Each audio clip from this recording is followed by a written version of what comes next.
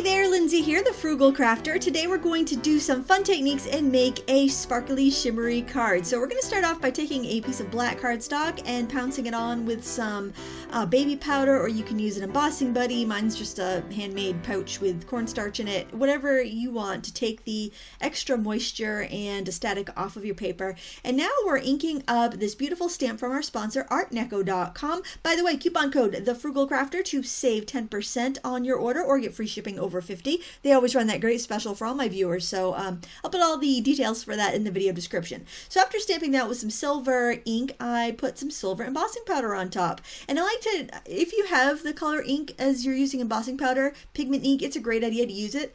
That way if you have any of the powder skipping or anything, it just gives you a more complete design. So I can see that I've got a really nice coating of powder there, and any little excess bits I can just kind of brush away with my finger or a brush, or I just grab whatever's handy, like the silicone tip tool.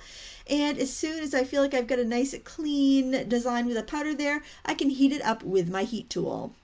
I had a spot that skipped that the powder didn't stick to, so I'm just going over it with my Versamark pen, and I'm going to put a little more powder in that little kind of oval area in the corner there. So that's a great save if you ever have a bit of embossing powder skipping area of your stamp design. You can just kind of color it in with one of those Versamark pens and then resprinkle and reheat. I also stamped and heat embossed Happy Birthday, and then I trimmed it out with my mini paper trimmer. I matted the black panels onto some pearl lavender cardstock, and I left a wider border at the bottom so I could use this pretty edge punch to punch a fancy edge. I made sure there was enough room there that I could wrap some metallic string around there later. I think that's a nice delicate touch to add to an Asian themed card like this geisha. I didn't have any pattern paper that I wanted to use for the background, so I embossed this piece of black cardstock. It's actually the same stuff that I had stamped on, and I decided to use my gelatos to make my own background. So what I'm doing here is actually just adding some shades of purple, and I find the metallics work the best on black cardstock, and some aqua, and I was kind of trying to avoid those spots in the center of the panel where I might be gluing down to, because gelatos have kind of a greasy texture, and I was just afraid that it would keep my adhesive from sticking. But then I thought that looked a little too bold, so I'm going over it with a makeup sponge and just kind of smearing it around, and that looks pretty, but then I felt like I lost some of the definition, so I started going back on top of it a little bit with some other colors. Then I thought I just kind of lost the sparkle when I did that, so I grabbed some metallic paint and some glitter paint and just started to dry brush that over, and that way I could kind of get that sparkly look that I wanted to. I definitely wanted shades of purple. I also liked having a little bit of that aqua kind of pearly color in there, but I'm going to show you how I can integrate that in a little bit. And there is our background. So I set that aside to dry, and then I went on to the coloring portion. And the cool thing about using colored pencils on black paper is that they're kind of opaque. Now, your wax-based pencils are going to be more opaque, like these Derwent Coloursoft pencils. So I am just kind of layering on the skin tone, layering on some kind of blush in the cheeks, and some lilac kind of color for the eyeshadow. And I'm going in with blacks and grays in the hair. Basically, I want it to look like black hair that's got a little shimmer on it. So I'm doing the shimmer area in gray, and then I can highlight a little bit in white to try to get that that kind of sparkle and shine. So I do have to kind of tip the paper for you every once in a while so that you can see the real color, because what happens with wax-based media is that it's kind of reflective. It's got a little bit of a sheen to it. So what I'm doing here in the kimono is I'm adding the darker kind of plum color, and then I'm going in with like a lavender color to blend it out and make it a little bit lighter. So your lighter colors are more opaque and your darker colors are more transparent. So you kind of need a mix of both for them to show up. If you just went on this black cardstock with vibrant colors, it would be invisible practically. It would just so transparent you wouldn't see it. So you do need to layer those lighter colors into them so you get that opacity that you need. Now, I've obviously sped up this footage because it does take a while to color an image, especially with colored pencil, and it's not really a difficult technique. I'm pretty much just kind of filling in some of these areas with flat color, like here on the handle of the parasol and the kind of the wicker part. And then I'm just kind of layering up where I feel like I want it to be a little bit more opaque. Now, you do have to be careful when you're using colored pencil that they don't chip off some of the embossing powder, and I actually do that, and part here, and I'm going to show you how I fix it.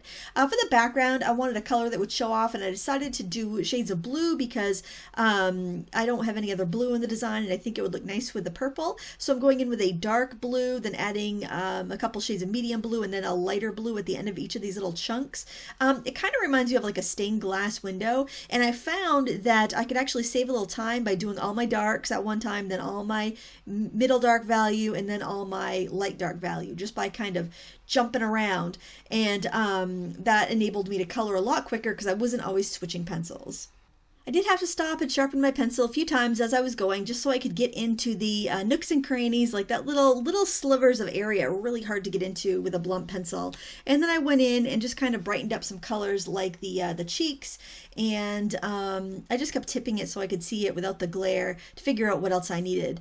I used a couple different shades of yellow to color the parasol, but I found that yellow, even though the colors were different, on black they don't look very different. So that's one of the differences when you're coloring on a dark cardstock. I probably should have tried my metallics. I think that would have looked really nice. So now I'm just kind of going back over with the embossing pouch, and I am going to use my Versamark pen to color some of those lines, just to draw over those lines where I had scraped off the embossing powder with my colored pencil. And then I'm just going to sprinkle a little bit more powder on there and reheat so that I have a complete design again. Now I'm getting ready to adhere my card, and I'm putting quite a generous amount of thin foam tape on the back of both my panels here. And I'm going to wrap some thread around the bottom of this mat, and I'm looking and trying to figure out what color would look the best here. So I've got a little bag where I've got pinks and purple threads, and I'm just trying to choose the best one. Now I'm going to wrap them around 3 times around the main stamped panel and the happy birthday panel, and adhere them to my card. Then I grabbed a 5x7 card base and just used a metallic aqua kind of color gelato to edge the card base, because I didn't want to cover the middle, because 1, it would waste product, and 2, it would make it difficult for my main embossed panel to stick. So after I just added the gelato down, I just spread it around with a makeup sponge, and then I realized I wanted it a little bit darker, so I put another layer on and spread it with my finger. And then I put an obscene amount of foam tape on the back of this panel and stuck it down to my card base. Notice that I tried to keep the gelato to the edge because I didn't want to affect the adhesion of my main panel. I just think that kind of seafoamy aqua color and like lavender look really awesome next to each other. But I thought this looked a little plain, so I decided to spruce it up with some little sticky backed gems. I love these things. They're so easy to apply. You don't have to deal with the backs like Brad's have those little prongs. You don't have to deal with that. You can put them on at the last stage of the card just for a little touch, and I think it looks fantastic. If you enjoyed this project and you would like to see the supplies that I used, please check out the video description. I will have links to artneco.com where you can find the stamps that I used. And what I really love is that that happy birthday, it's such an elegant script. It could really be used with many of the stamps you already have, which I think that's smart to kind of buy supplies that can be used over and over again. Like the embossing folder. I mean, I was able to use that. I've had it for a long time, and I grabbed that because I didn't have pattern paper that was going to match the colors that I wanted to use. So always look at your stash, see what you have, and see what you can make work with your design.